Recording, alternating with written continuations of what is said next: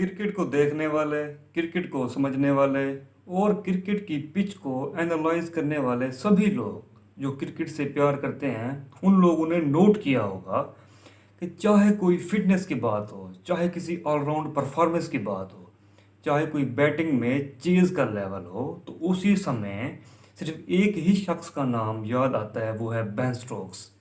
Ben Stokes the living legend. इस बंदे ने परफॉर्म किया है और ये बतलाया है कि किस तरह से चेस किया जाता है और किस तरह से अनहोनी को होनी किया जाता है। तो बेन स्टोक्स ने ही इसी में अपना नाम गोल्डन वर्ड्स में मनवाया है। आप लोगों ने देखा होगा कि सेकंड टेस्ट एशेज में किस तरह से मैच को बेन स्टोक्स जीत की तरफ लेकर जा रहे थे, लेकिन एक अनलकी शॉट की वजह से उन्हें अपना विकेट गंवाना पड़ा। लेकिन अगर बात की जाए उनकी ऑलराउंड परफॉर्मेंस की, तो उन्होंने बिल्कुल एग्जैक्टली वही किया जो एक ऑलराउंड बैटर को करना चाहिए। बेन स्टोक्स की परफॉर्मेंस को देखते हुए सलमान खान की एक मूवी का डायलॉग याद आता है, वो है, मेरे बारे में इतना मत सोचना, मैं दिल में ज़रूर आता हूँ, समझ में नहीं। तो ये सेंटेंस सिर्फ बेन स्टोक्स पे ही फिट बैठता है। तो आइए कुछ बात करते हैं सेकंड टेस्ट में एशेज के कुछ लम्हात की।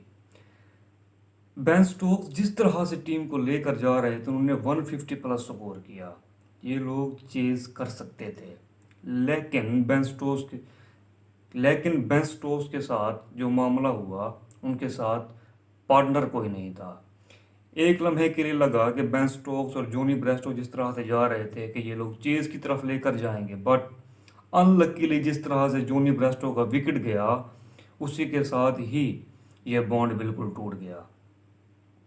लेकिन क्या है, क्रिकेट है, ये कुछ सब कुछ होता रहता है और इसी वजह से ही इंग्लैंड को सेकंड टेस्ट में हार का सामना करना पड़ा। लेकिन जहाँ तक बात करें उस फैक्टर की, इनके लॉस फैक्टर की, कि हार की वजह क्या बनी, बॉलिंग को देखा जाए तो जिमी एंडरसन ने बॉलिंग तो की, बट विकेट टेकिंग बॉलिंग बिल्कुल नहीं की। कंपेयर करें जोश हैजलवुड से, पैट कमिंस से, स्टार्क से, उस तरह का बॉलिंग लेवल बिल्कुल भी नहीं देखा गया जो इनकी हार की बड़ी वजह बना। इसीलिए अगर इनको कम बैक करना है तो इनको अपना बॉलिंग लेवल बिल्कुल स्ट्रांग करना पड़ेगा और हम उम्मीद करते हैं कि इसी तरह से ही किया जाएगा। इसी मैच में कुछ और लम्हात भी हुए, जिनमें एक ये था कि जब डकेट का कैच लिया गया मिचेल स्टार्क की तरफ से, तो उसको नॉट आउट करार दिया गया।